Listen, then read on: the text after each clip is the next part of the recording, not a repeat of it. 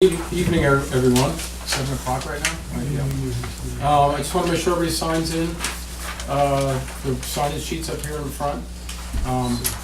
Even if you were here the last time, please sign in. This hearing is authorized under local law, chapter 64, docks and wharves, section 64-22.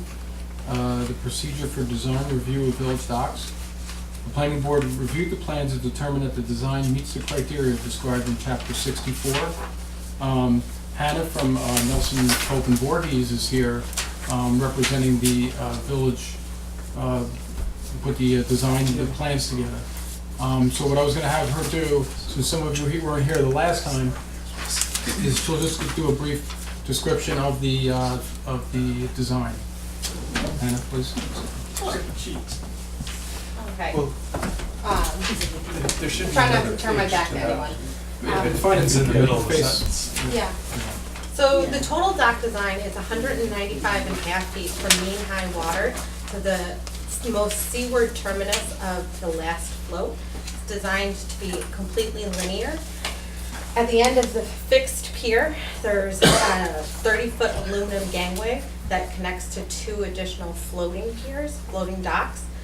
One of them is 8 by 20, and the second one, the most seaward one, will be 8 feet by 12 feet. It is designed to be ADA accessible, so it's 4 feet wide throughout, with the exception of a 6-foot by 7-foot platform designed for turnaround at the terminus of the pier. There's also a removable ADA platform that connects the pier to the parking lot. And there are 2 proposed beach access stairways. The attachment to the parking lot is removable, you said? Yes. Oh, I'm sorry. One procedural thing I forgot to mention is that please state your name, so that this, we're having it, what do you call it? Typed in. And so, I think she was done, excuse me. And, yeah, so just need to state your name and your address too? Yes. And their address. Are you done? Yes. Okay, so, So I'm Your Terry comment? Stracker, 7 Adams Street. And so the ramp is it's a ramp, or I don't know what it is. Yeah, so there's a removable access, it's called a ramp, but it basically comes in on grade, Mhm. and it connects the parking lot, which is handicap accessible, down to the pier, so there's no need to go down to the sand, up the stairway, and access the pier. Okay, but it will only be there when somebody needs it. I'm not Or- sure when it will be removed and when it will be in place, but it is designed that it can be removed. Okay.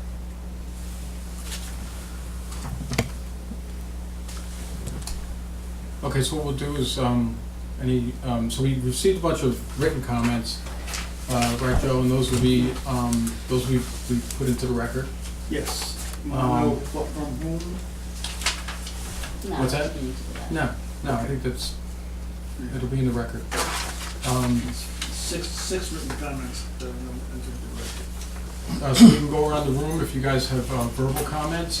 One of the things I would just want to stress again is that this hearing is on the design of the dock, and it's not about whether the dock's going to be built or not, or how much it costs.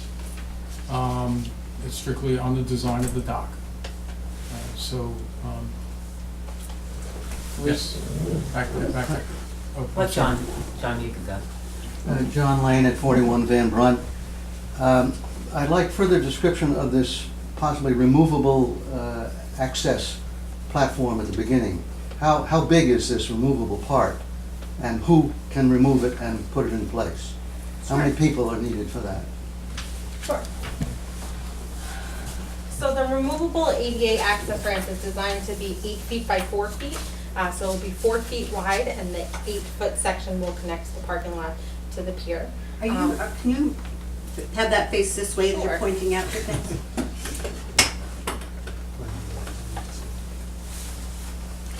So this is the ADA access ramp over here. As far as the weight of it, I'm a little unsure about that. When and who will remove it, it will be up to the village. does that mean that when it's in place and at high tide, people cannot go underneath the fixed portion of the total dock? That is, they will have to climb up the steps, go up and over and down to transverse the beach area? Yes, at high tide, your access to either side of the beach will either be around back of the stairway, so landward of the stairway, should the ADA access ramp not be in place, or over the stairway and down the other side during high tide events.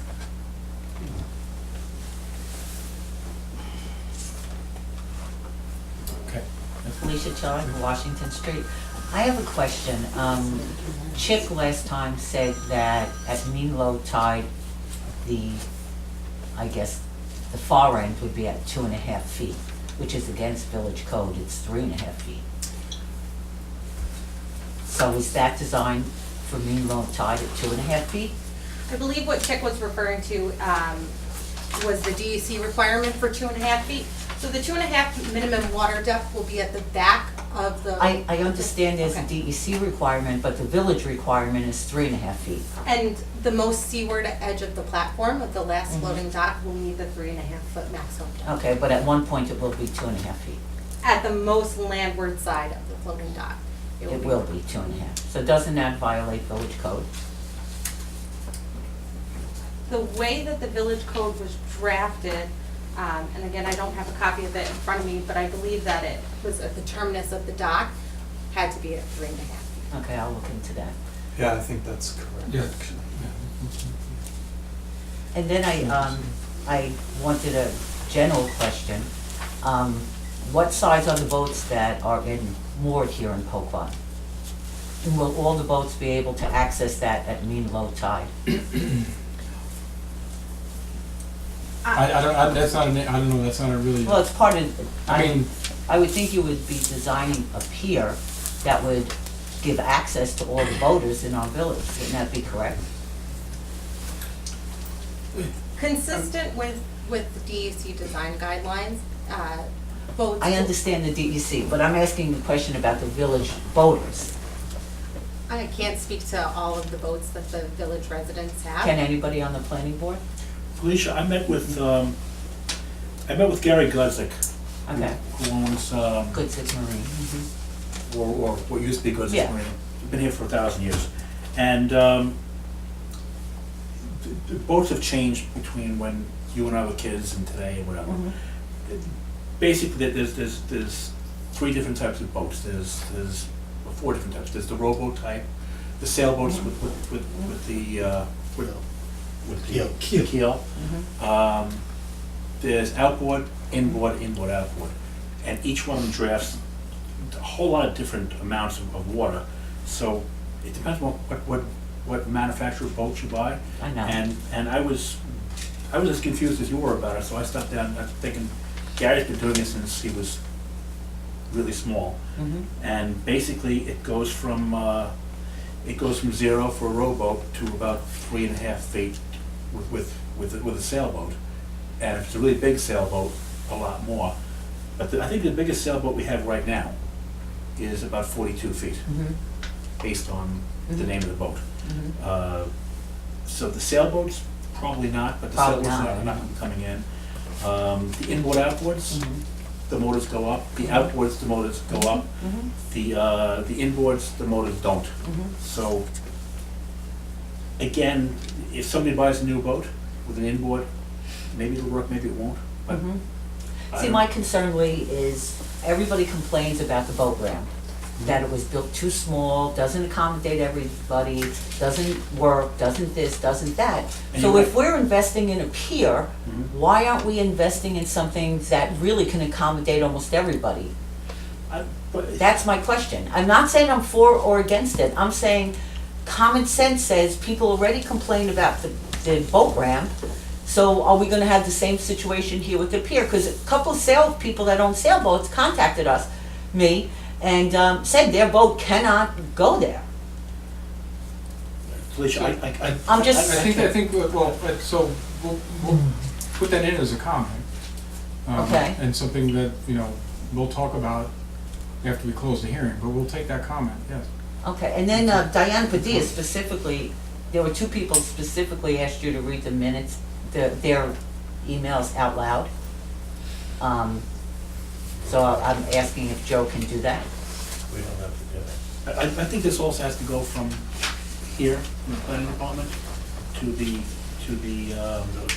village board. to executive No, I board, understand yeah. that, but I would think planning is more so for the design of it. That's why I'm asking planning, because the village board tells me to ask the planning department. I get bounced back. So I can't get any answers, and they put it on the planning board, so that's why I'm asking those questions. Lee, how about the May Festival, how much equals? So Joe, are you I gonna have read those notes. those I'll be glad to do it. Well, emails? so just to, 1.7. Okay. just so, right. at high tide, I think every boat in Poquott will be able to access I part of the understand dock. that, but At low tide, so people are gonna be called- subject to. Felicia, Yeah, I and called, that's fairly similar with a large amount of docks. I Not called, at Stony Brook Dock, though. I called the Bay Constable for the town of Brookhaven. And, by the way, great guy. I mean, Katrakis is no longer there, but his replacement is a What really. is his name? It's written on a piece of paper. I can tell you it is William Demarest. You're Okay. good. I don't care what your wife says, you're good. No, I'm quite familiar with him. he came out, he did a measurement at low tide. Okay,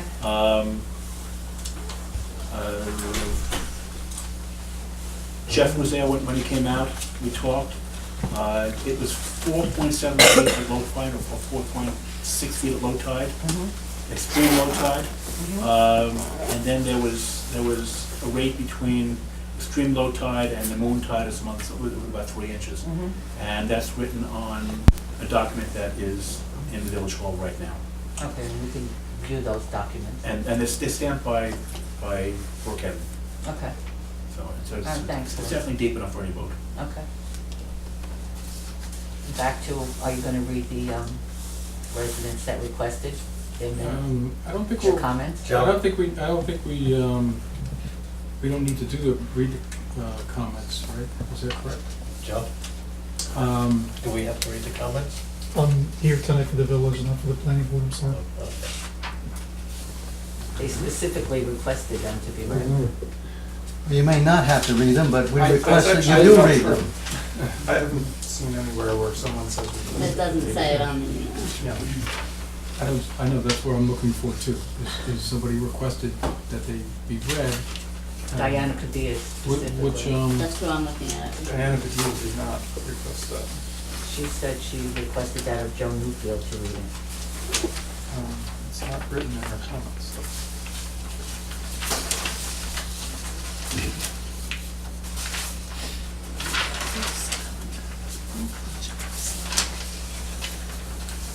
Whether or not they're read out loud, they are in the All right. record, and I'll- they I'll will be post part them. of the full record. They'll be included at the back so that you can see them verbatim. So the I minutes, guess it's up to- they'll be attached to the minutes? Yes, I believe, yeah, right, Joe? Yes. Yeah, I mean, they're typically available so that everybody can see. yeah, I wouldn't wanna just pull out one and not read, the others, which there are quite a few. Right, I mean, So correct me it's if I'm wrong, but communicating. we need to draft a response to comments document. Yes. So you will see all of the comments and then the village planning board. Felicia, have That's you Response correct, to yeah. them. have you read it? Yes, I have a copy. Okay, that's fine. Okay. Okay, other comments? Yeah, I've gone back and forth with you. Name, please. Can I have your name, please? Yes, Susan state your name. Wiskowski, Poquott, about writing down, specifically sending things to the clerk so that our comments and questions could be available for this meeting. And it seems like part of the reason, I would like to hear what other people's questions are about the dock, because they might have thought of things that I haven't, they might have thoughts and concerns that many of us haven't thought about. So, You will see all of their concerns, it's just part of this is a hearing, just for us to hear verbal comments, and people are allowed to write in their comments. It's not necessarily for us to read every written comment. okay, well, I think the directions about this whole process, have been unclear. And just as an aside, I know that, never mind, I won't go there. But, so I had a question that I did write in, and since I'm here, I will ask it. So, the stairs that are leading up and over, you know, so people can continue on their walk, what are those, how would they, does the design ensure that ice or slippery plant material won't accumulate on that and cause hazards? So there's a maintenance and monitoring plan? I don't know if that covered that. I'm not sure if that covered that, but let's see. I'm not sure if the maintenance and monitoring plan addressed that specific issue. No. Well, as a resident, as a taxpayer, and possibly having us be facing litigation and more maintenance costs, I'd like an answer to that before Okay. this gets thought through further. And then the second question I had was, when I looked at the meeting of 111, there seemed to be some question about the footpath that's supposed to be available for people to then, if they choose or are unable to not walk over that path, over the stairs, how they get down to the beach. And there seemed to be some back and forth or no strong adherence to the fact that there would be a proper footpath installed. So I'm wondering where that question was raised. I'm wondering if there's been any further answers. And if not, who's the final arbiter or decision maker regarding that issue?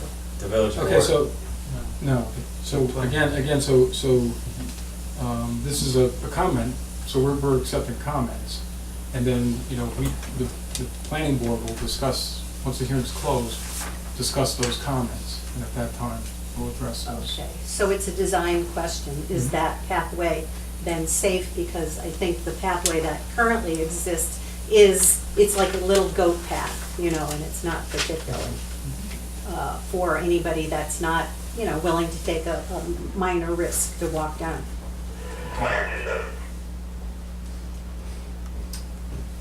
Any more comments? Terry Strecker on Adam Street. I'm wondering about when it starts to, well, I have two questions. One is that from reading the minutes from before, it seems unclear of whether there's going to be electricity on the dock. There's no electricity. No In the electricity. design right now. Okay. Is that something that is going to, I guess you can't predict the future, get that. But is that something that docks usually do have? Yes. And do docks need to be lit at the end? You know, do they But need there's some a- sort of a light? Yeah, actually, there's a lighting plan, Yes. and maybe it'd be helpful if Unless it rains. So the dock will be lit by solar lights. Okay, in other words, to keep people from just slamming right into it at night, right? So there's two types of lights. Right, so there's lights, white solar marine lights at the most seaward pilings. And then all along the dock, there are these solar rail lights Okay. that will allow the dock to be lit. Okay, and that's as designed now and as Yes. priced now. Yeah. So it's just you'll have visibility and people will not, people will be able to see where they're going when they're on the dock. The only thing is nobody will be able to plug into anything. Correct. Right, okay. My other question is that there are docks that are, I believe, a little bit either south or west of there. And the pilings have just sort of rotted away. I mean, there's pilings, you know, just half in the water. They're exposed at low tide, not at high tide. Because things do eventually decay, is there any sort of I don't know whether this could be part of the plan, but for the end of life of the dock, you know, what will happen to it when it's, you know, not in good condition? When nobody wants it, or, you know, or something like that, whatever has happened to the dock that's there, you know, the pilings that are left there. Because they're a little bit dangerous. I don't think people really go there. You know, I don't think people go there in small boats, and I don't think they go there for wading or swimming or much of anything. So, I'm looking at, like, it's probably 50 years from now, but, that it would be a hazard. Is there a plan for getting rid of something like pilings? Well, so, again, the application required maintenance and monitoring plan. And also, I think that the requirement was the dock meets a 20-year lifespan, right? Correct. Yeah, and so the maintenance and monitoring plan would cover that. So while it's being maintained, but I'm saying that is there, and I don't even know whether this is a reasonable question, but is there, after it's no longer viable, Right. is there a plan for getting rid of it? So do our dock inspections cover the village dock as well? I believe they do, I right? think they does, yeah. That's So, true. so we currently have a requirement that residential docks be inspected and maintained. Mm-hmm. And so This one? there, yeah, and I believe that this one is requires that as well. And so we're trying to address the fact that older docks were just let go, and so if a dock becomes dilapidated, it's going to be required to be repaired, or it's going to be removed on the owner's expense. Mm-hmm. That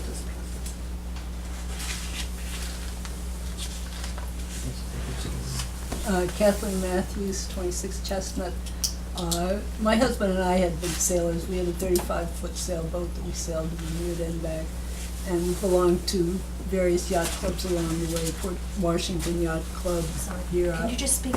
Okay, I'm saying we had in the past belonged to various yacht clubs that had docks, Port Washington and out here at Isataka. The one thing that I noticed in your plans that I mean, I haven't seen the ultimate plans, but what I noticed is that there's very little talk of what it costs to maintain a dock. The cost is not in building a dock, the cost is in yearly maintenance. This harbor is particularly difficult because it's a wide open harbor. And if you notice just recently, the ice along the shore on both sides, that kind of ice does real damage to docks every year. And the yacht clubs that we belong to every year had maintenance that you had to pay for on these docks by damage that was caused by ice. And that was in Port Washington and out here. So I think that cost needs to be looked into much more carefully than it has been, of what it will cost on an annual basis to maintain a dock that size. Plus, it's in very shallow water, so it doesn't give it a lot of room when the ice starts to form in the wintertime. So I see this as not a really A-plus setting for a dock with the open wind and the shallowness. Okay, thank you. Anybody else? Yeah, regarding that comment, if you look at the news, just in Long Island, after this past snow blizzard, whatever it was, especially on the South Shore, they had damage to docks. And there's multiple news articles about damage done by the ice chunks that come and get broken up. So that leads me to my question. I wasn't really sure about this bubbler system. Does the bubbler system require electricity to operate? Because from my understanding, that's what kept the area warm around the dock so that that ice wouldn't form. The bubbler is what will keep the water moving so that the ice doesn't accumulate. Does that need electricity? They have Yes. solar powered bubblers. But is that included in our? Is that the design for Not in our solar design. powered bubblers? No. Said nothing I don't about it. believe so. Not I don't think it's in No. the We said design. we would tie into the flagpole, I thought, maybe the light pole, if we needed to. That was one Electricity. suggestion, was Yeah. the tie.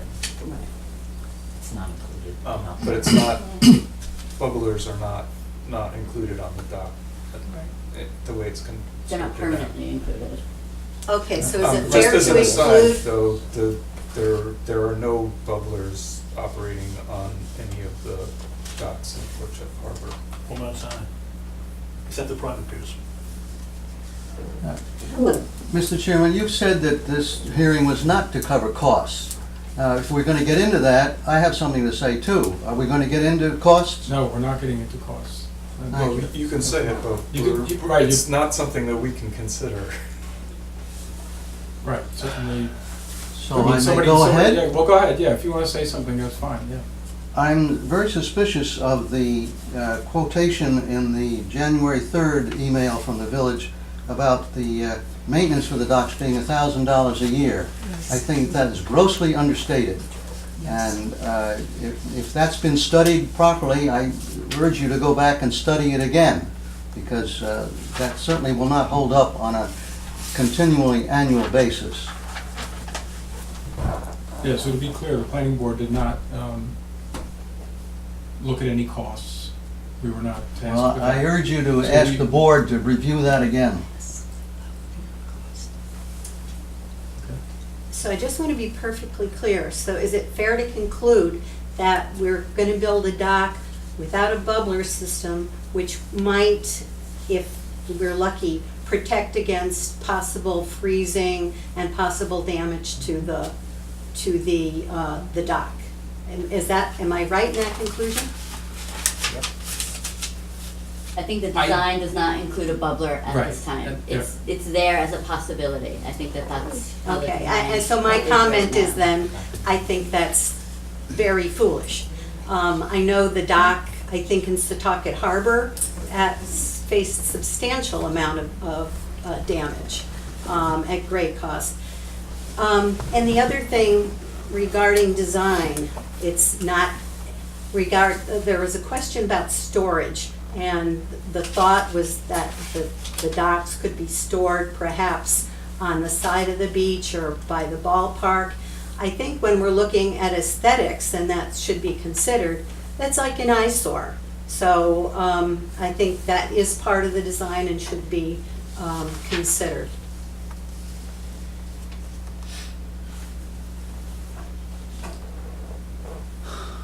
Okay, are there any more comments?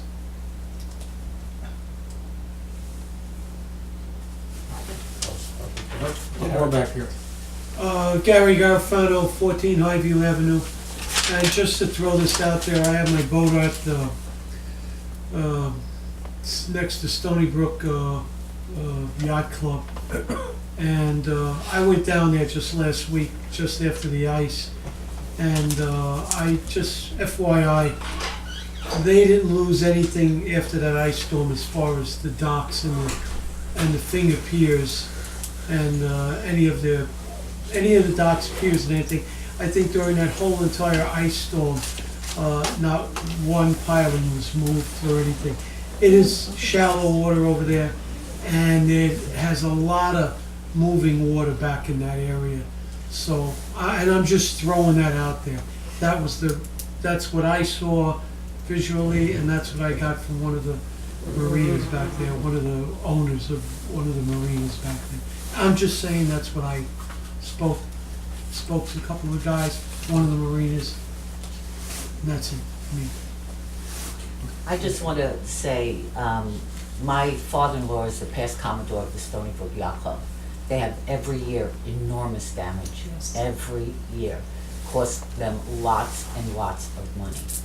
Dues. So, to state that there isn't any damage, that, And I are can you- get it if you want it. Well, Leah, I'm just Are you saying aware that's- that they have an extensive bubbler system? Yes, they We do. were just They saying, do. a bubbler system. They have a much better system, and they every year have extensive damage there. And I go to Stony Brook often, and right after this past storm, looking out from where the post office is, there's a private dock that juts out to the left-hand side, and that dock looked like this. It never did before. That was right after the storm. Any more comments Sorry. before we close?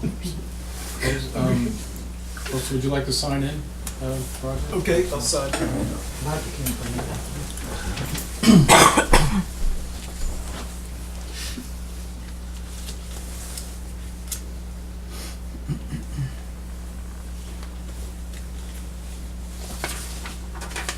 you need to say your name and address for the stenographer. So Roger Flood, 101 Van Brunt Manor Road. And so I sent in some comments since I was unsure whether I would get here on time. I'll let those stand. I wanted to amplify the first point, which was that it does seem that unless there's been some change to the plan, that one of the specifications was that there'd be a walkway around the landward end of the dock. There is not a walkway around the landward end of the dock, and so I don't even see how the planning board can be considering this as the proposal that meets the specifications that requires the public hearing about that results in a recommendation to the board. It seems that if the planning board decided that this plan met the specifications, that it was an error, and it's not something that would stand up to even the most cursory inspection. So it seems to me that to some extent this is sort of an information public hearing, but it's not the public hearing that will that should result in a recommendation to the board, because the specifications are not met simply. And so that I think you should, if you want to advise the trustees that this was a very informative public hearing, but unfortunately it didn't meet the requirements of the dock law, and when the plan meets the requirements of the dock law, you will hold the public hearing that the dock law requires. Thank you for your comment.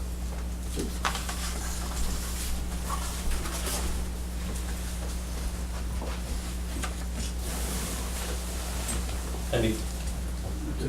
Go ahead. Okay, this question got asked the last time, and I don't know, it doesn't meet the design question criteria of the meeting, but the question was asked about whether the town of Brookhaven has weighed in on whether that the dock would be able to be used by other town residents. And who has looked into that since about roughly 2 weeks ago, 14 days ago, when that question was asked?